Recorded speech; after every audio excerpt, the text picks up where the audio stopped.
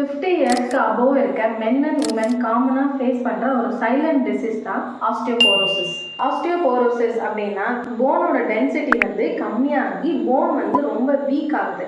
அதனால ஃப்ராக்சர் அதிகமாக நடக்கிறதுக்கு சான்ஸ் இருக்குது. வேர்ல்டு வைடாக பார்க்கும்போது மோர் தென் 200 மில்லியன் ஆஃப் பீப்புள்ஸ் ஆஸ்டியோபோரோசிஸ்னால ரொம்ப சஃபர் ஆகுறாங்க. இன்டர்நேஷ்னல் ஆஸ்டியோபோரோட்டிக் ஃபவுண்டேஷனில் என்ன சொல்கிறாங்கன்னா 3 in 1 உமனுக்கும் 5 in 1 மென்னுக்கும் ஆஸ்டியோபோரோட்டிக் ஃப்ராக்சர் 50 இயர்ஸ்க்கு மேலே ரொம்ப காமனாக நடக்குது. ப்ரைமரியாக இது யாருக்கெல்லாம் வரும்னா ஏஜ் ரிலேட்டட் பீப்புள்ஸ்க்கும் போஸ்ட் மெனோபாஸ் ஆன உமன்ஸ்க்கும் ரொம்ப காமனாக நடக்கும்.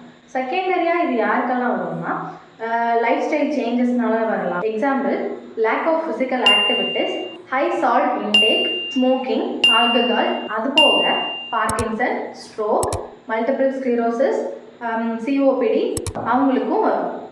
இப்போ ஃபிசியோதெரப்பி மூலிமா நம்ம எப்படி ஆஸ்டியோபோரோசிஸை ரிவர்ஸ் பண்ண போகிறோம்.